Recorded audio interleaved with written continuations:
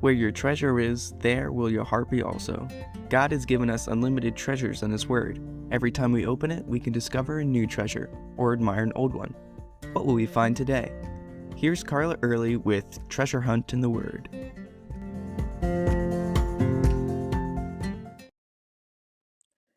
Last year, as we studied the prophets in Bible Study Fellowship, we learned that they all pretty much said the same thing. Confess, repent, turn back to God. So did the people listen to them? Well, some did. Like when Jonah finally obeyed God and went to Nineveh. Wow, what a revival! The whole city went around in sackcloth and repented from all their evil ways. Compared to that huge success, most of the other prophets seemed like failures, didn't they? The northern kingdom's sin and rebellion got them conquered and sent off to Assyria, and Judah followed not too far behind, ending up in captivity in Babylon. They didn't listen to the prophets at all. Many of the prophets didn't live to see this final deportation of God's people away from their homeland. It happened on Jeremiah's watch. Now you could say he wasted his whole life. He went through so many difficulties. People mocked him and persecuted him.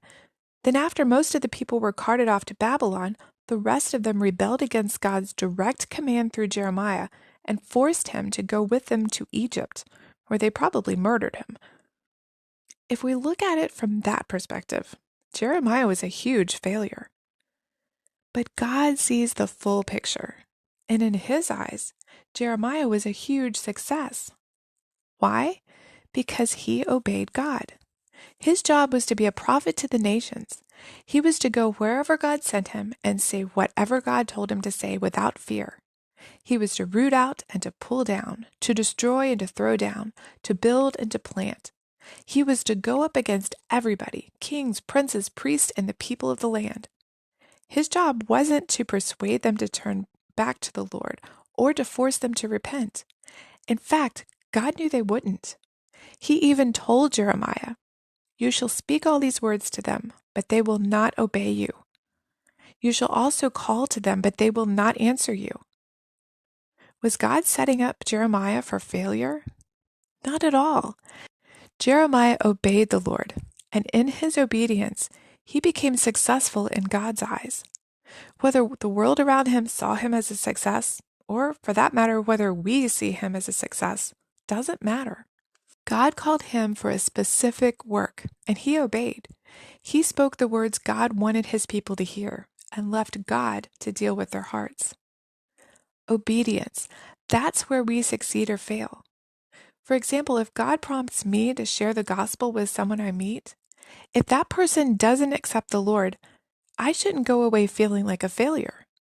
God knew that person's reaction before He called me to speak with them. But they needed to hear it. Who knows, what I said might have planted a seed that God would grow later. Or maybe that person needed one last chance.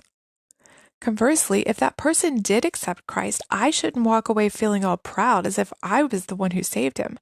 God did all that. My success was in my obedience.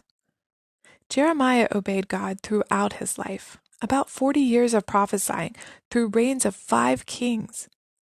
The people of Judah needed to hear what was about to happen so they would know when it came to pass that it was God fulfilling His prophecies. And they needed hope that this was not the end. God still had a plan for them. Future generations would return, rebuild, and flourish. And that would be all God, too. What has God called you to say or do today? Have you been successful in obeying Him? You can contact us at treasurehuntintheword@gmail.com. We'd love to hear the treasures God has given you through His Word. You can listen to other episodes at our website, which you can find in the description below. Thanks for listening, and remember, where your treasure is, there will your heart be also.